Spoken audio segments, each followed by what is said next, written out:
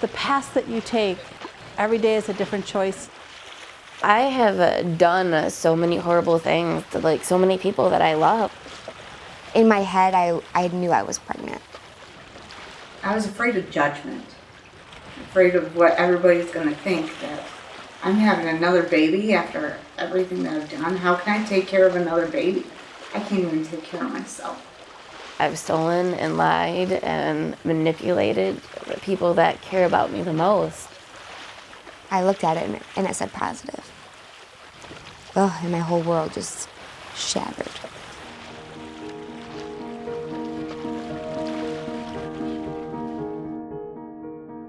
Alpena County is nestled on the shores of Lake Huron's Thunder Bay in northeast Lower Michigan. The area is a popular vacation destination and is home to the Thunder Bay National Marine Sanctuary. But there is a troubling undercurrent in this part of the state, a high rate of babies born to drug-addicted mothers. In 2015, a group of concerned community leaders decided it was time to do something about it. It was time to save these babies. It was time to tell this story. It is a growing problem here in northern Michigan, and we see that in the development of neonatal intensive care response. In our hospitals, there's more and more neonatal intensive care needed and developed in response to the reality of the increasing problem of drug addiction and babies born addicted to drugs.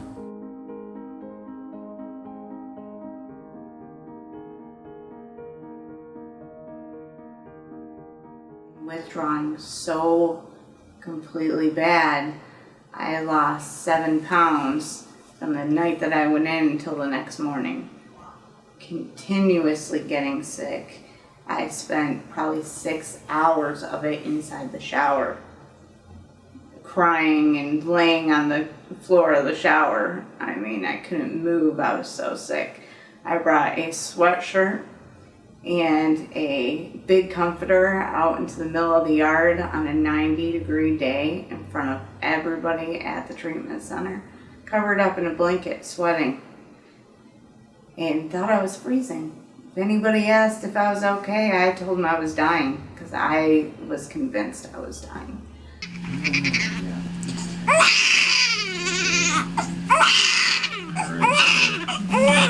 The symptoms they show us are the inconsolable cry, difficulty feeding even though they have frantic sucking. They may be scratching their faces, their muscle tone, they're fisted and their hands are tight together.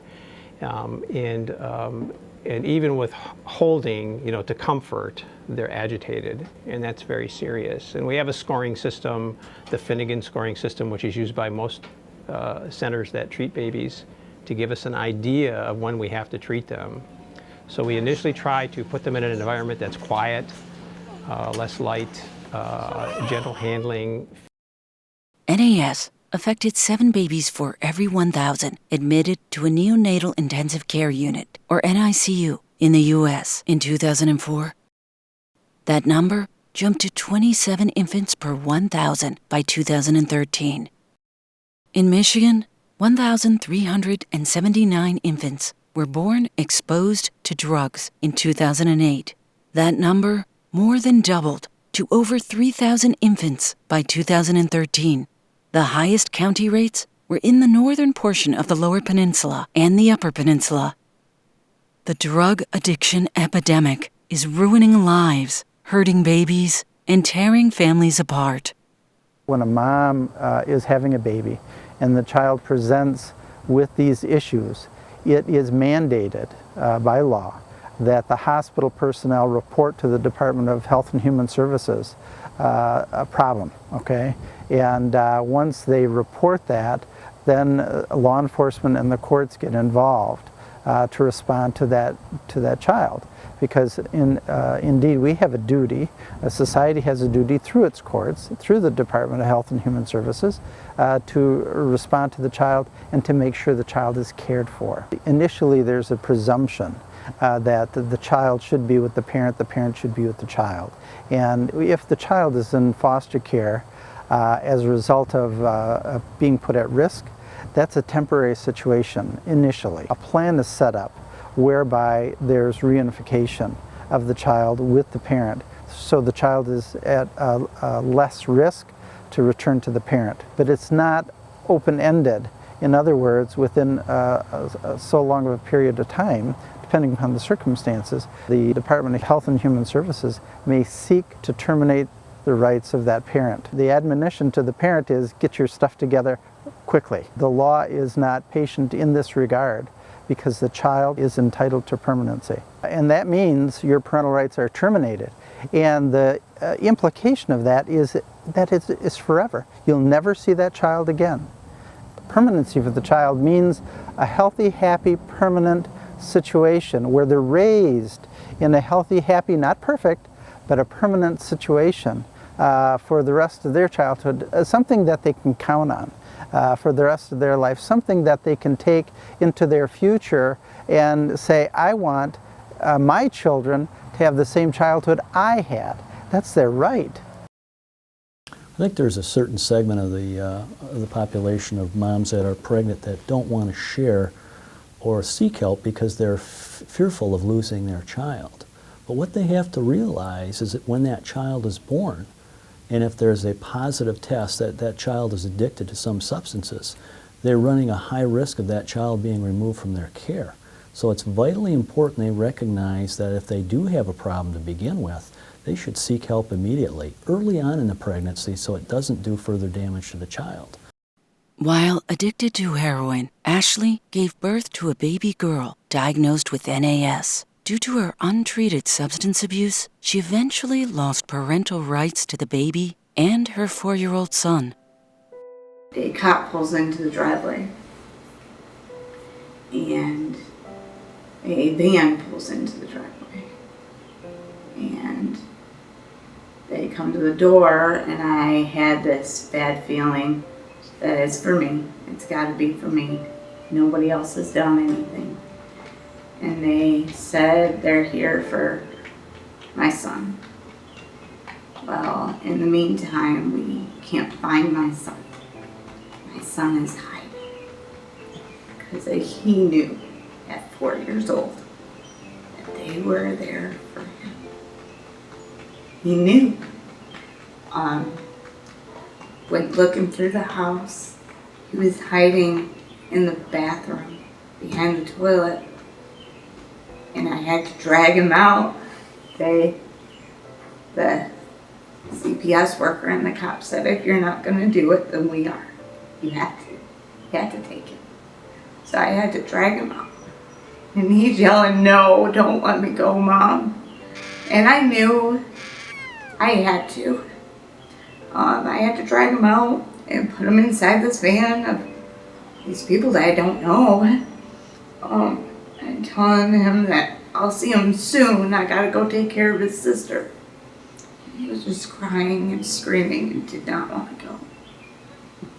And they took him and told me I wasn't allowed to find out where he was going until I had court and we figure out where he's being placed. I have a mother who is also an addict and started smoking marijuana with her at 13. That was the open gate, the marijuana. And I never thought of it until I got clean, but that's where it all started. Sadly, Ashley will unlikely see her son and daughter again. It's tragic, and it begins with a tale of drug addiction. When I was 15, I just started to experiment with different weed, Xanax, pills, and then I got with a boyfriend who liked to do a lot of Vicodin, and that's when I started. From there, wasn't long after, I think I was about 15 years old, when I tried crack cocaine for the first time. That turned it into Oxycontin, and then like Lortab. A friend of mine I worked with, she used heroin. And I always thought heroin was like the stigma of like somebody who's knotted out, you know. passed out with a needle in their arm and can't function. I wasn't scared of heroin anymore. I never wanted to try heroin because I thought I would be that person, but she wasn't. So I tried it with her, and I never stopped. I tried heroin for the first time. My younger sister and my mother were into it. That high was the ultimate high that I looked for my whole life that I never found. From there, it was every day. I never stopped.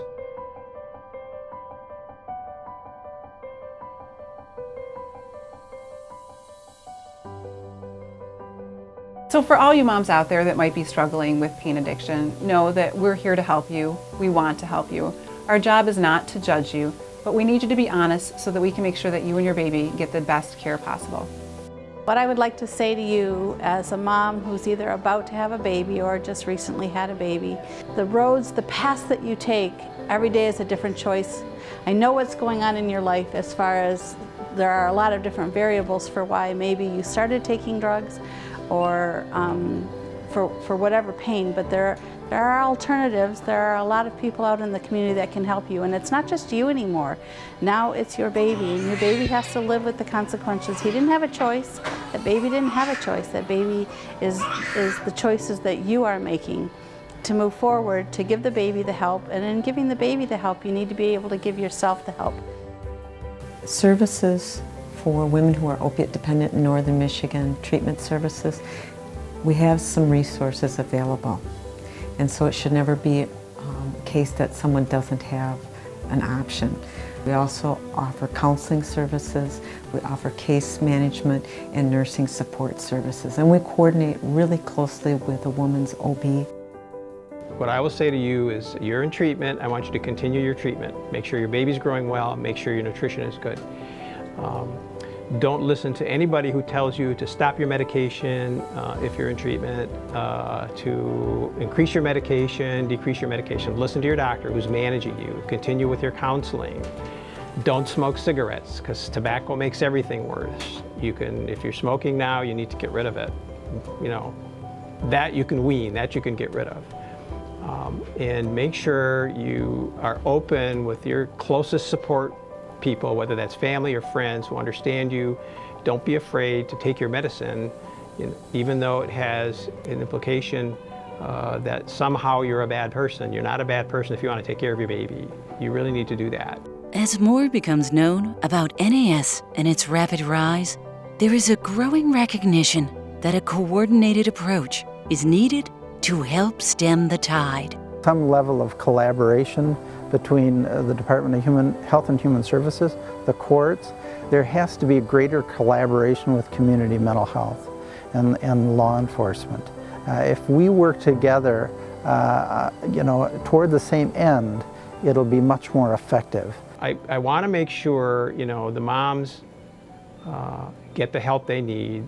That obviously means they need health insurance to provide them with the medications that keep them under control for their addiction. And that's an insurance issue, that's a state issue, a public health issue. We have to make sure that their addiction is treated like a chronic medical condition. In other words, if I have high blood pressure and I get medicine for high blood pressure and it's better in a year, nobody's going to stop my medication. And a mom who's being treated for addiction maybe needs medicine for 2 years or 5 years or longer, with her counseling and with her support. So that's a very important thing, I think, for medical professionals and our politicians and our public health people and our insurance people. They need to know that about treating this. Well, the way the medication-assisted treatment works, which I think is probably helpful for folks, because I hear, oh, it's just replacing one drug for another. And the way that Suboxone, Subutex, or Methadone work, when prescribed or ordered appropriately, they're at a level that the person does not get high. But it removes their craving and their withdrawal symptoms. If you think of addiction as not just physical dependence on a medication, it's all the other issues that go along with the criteria. So if I think about it as a plate, And I have all these things, broken relationships, different attitudes, behaviors, that all make up my addiction.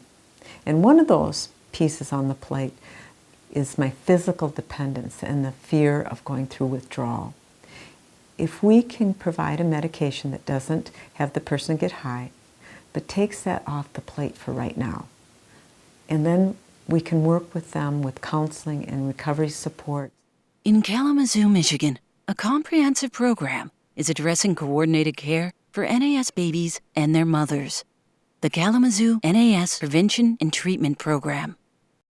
As the project coordinator, I had the ability to work with all of our partners. So I worked with both of our local hospitals, with the social workers in the hospitals, and I worked here at Victory Clinic with their staff and the moms who were pregnant or who had just given birth that were getting methadone treatment.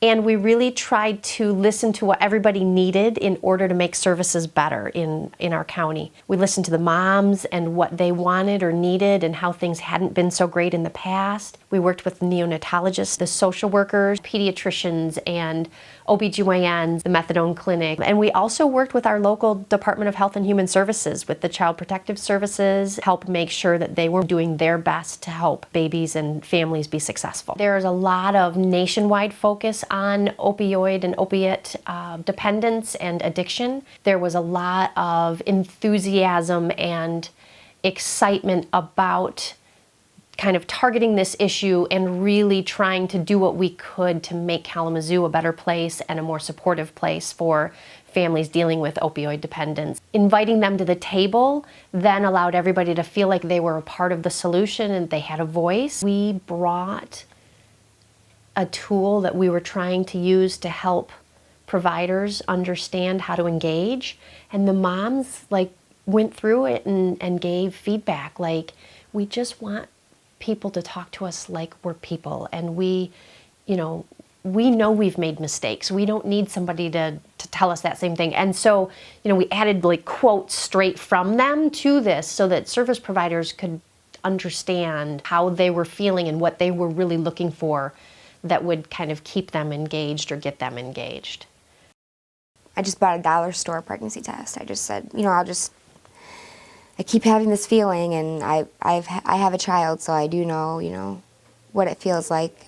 I came home, and I think I actually went to the bathroom to use. So I went and I set it down in the back of the toilet, and I didn't even check it. And the next time I came into the bathroom, I looked at it and it said positive. Oh, and my whole world just shattered. I thought I could do it myself. At first I thought I'll just get an abortion. I'm already using. This baby is, I didn't know anything about opiate abuse in babies. So I thought I'll just get rid of it. So I thought I could stop by just aborting or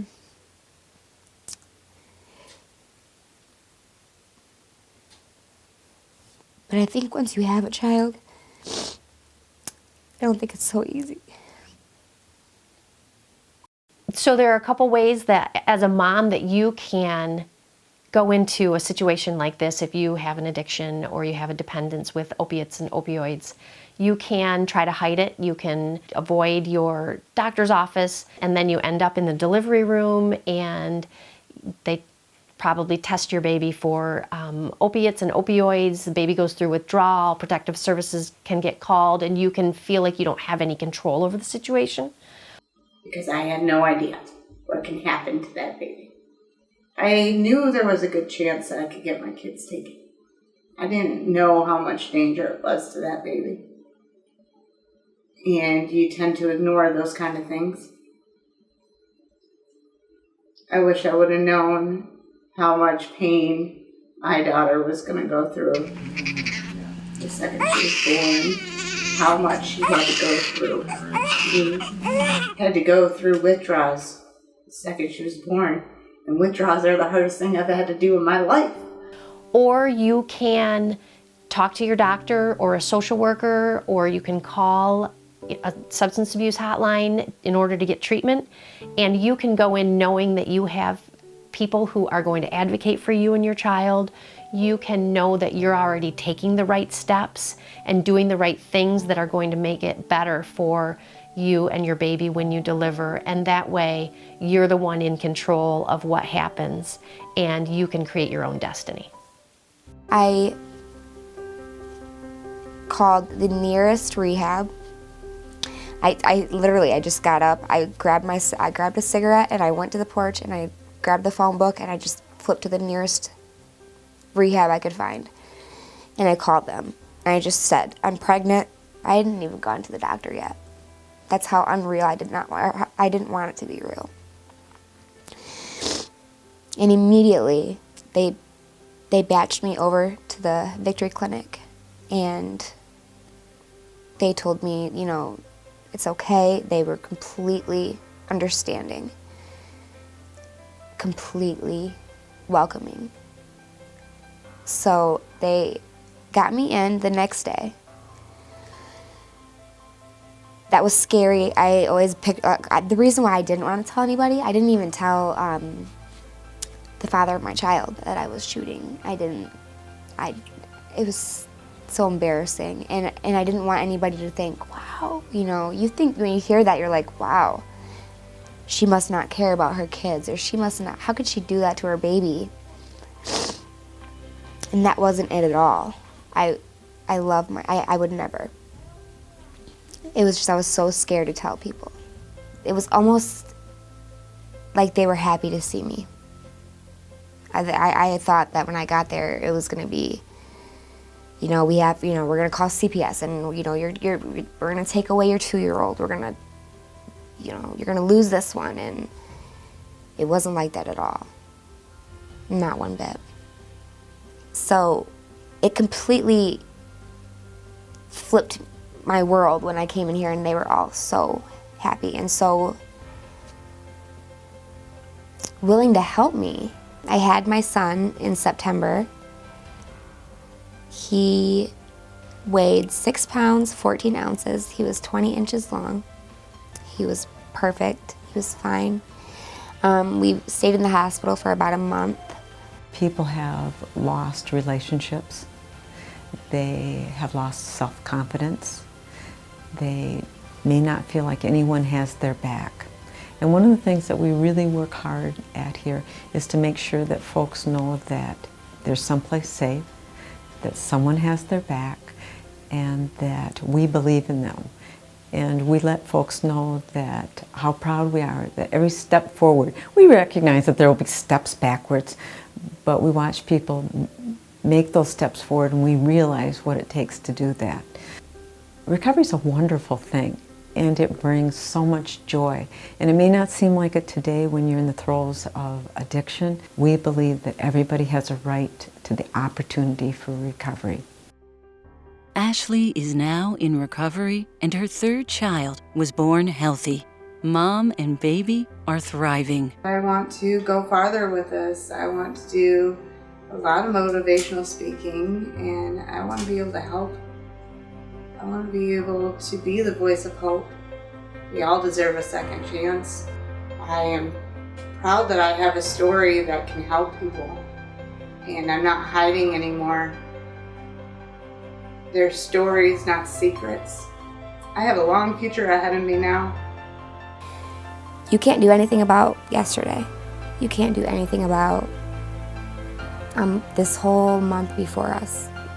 You just can't do anything about your past and anything you've done in it.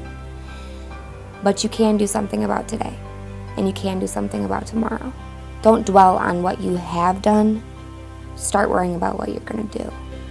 If you are pregnant and addicted, call now for help. 1-800-834-3393 or visit nmre.org.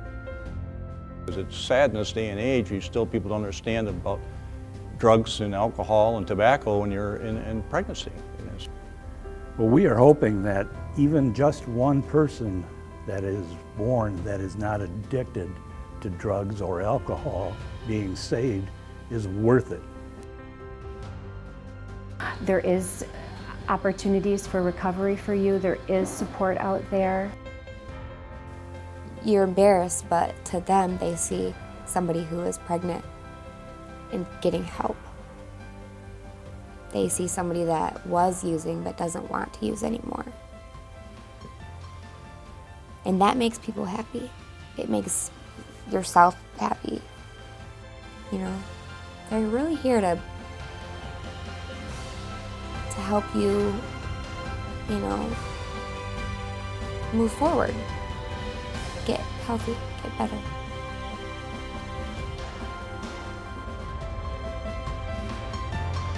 That child is entitled to permanency for the rest of your life, for the rest of their life.